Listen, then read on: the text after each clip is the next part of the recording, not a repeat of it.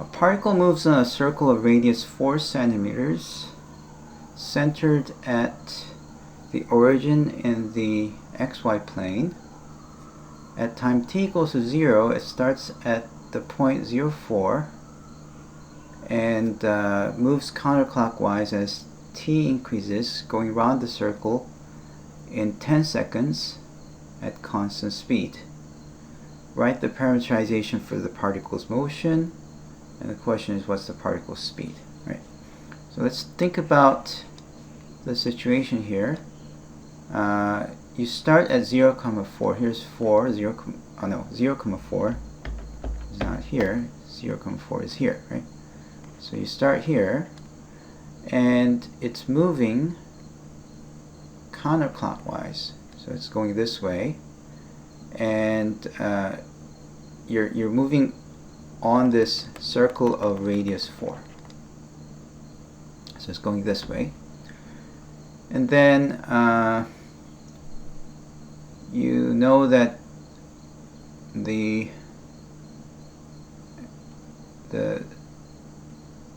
circle completes the entire trajectory is complete in 10 seconds. So goes here and then comes back after 10 seconds. Okay.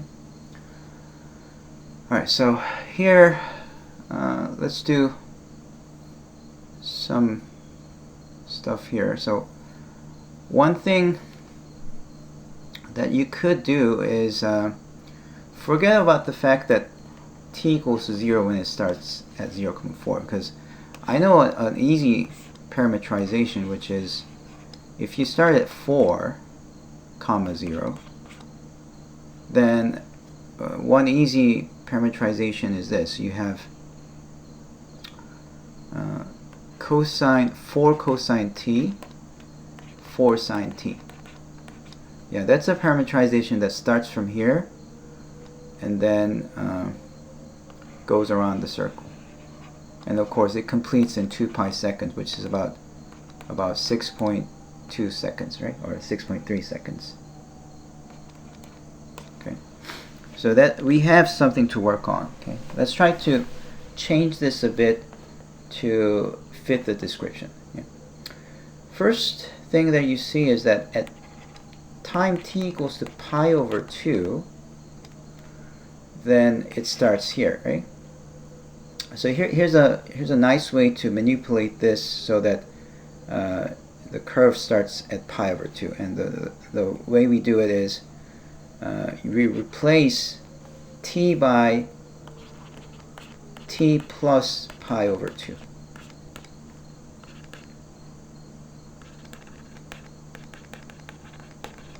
Just like that, okay?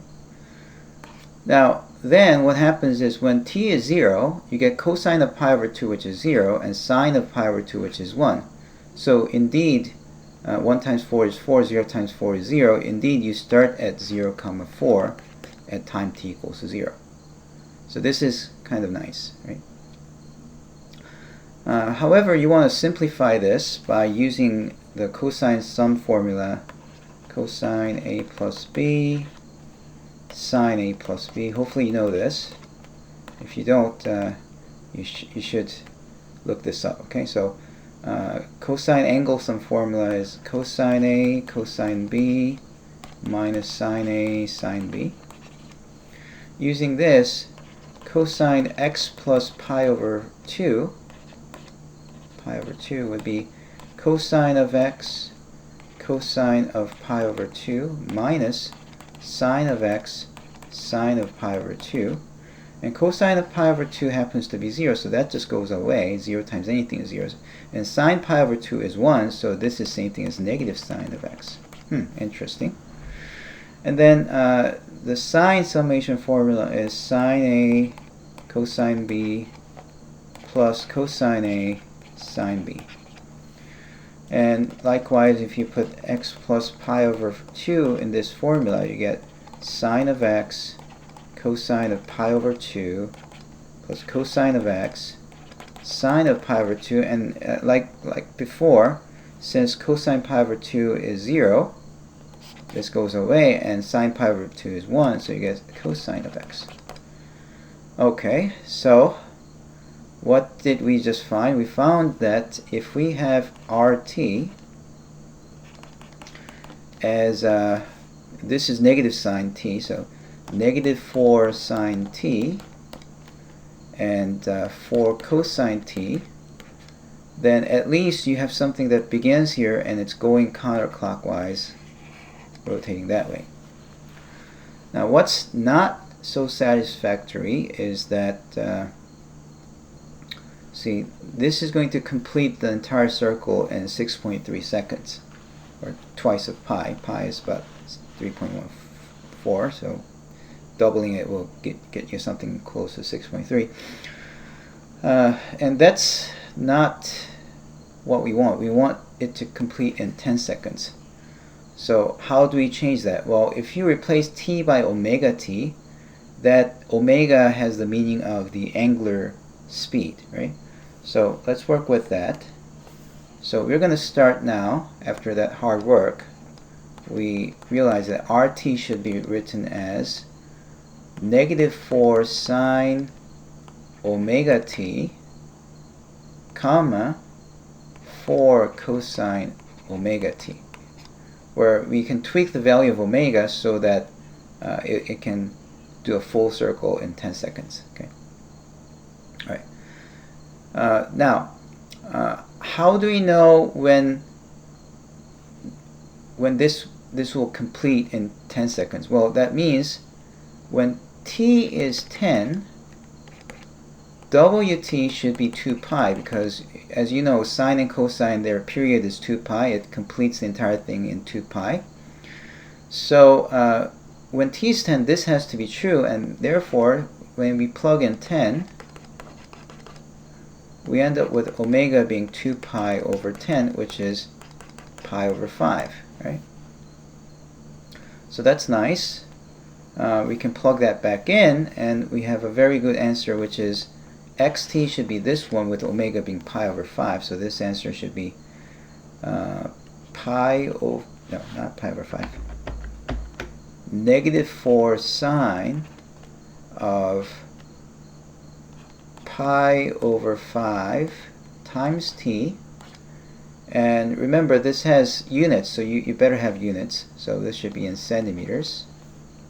And the same thing here, negative 4, not negative 4, positive 4 cosine pi over 5 t, and then centimeters. Okay, and then after this you can calculate the particle speed. There are two ways. Since we have this, since I have RT as negative 4 sine pi over 5 t, 4 cosine pi over 5 t,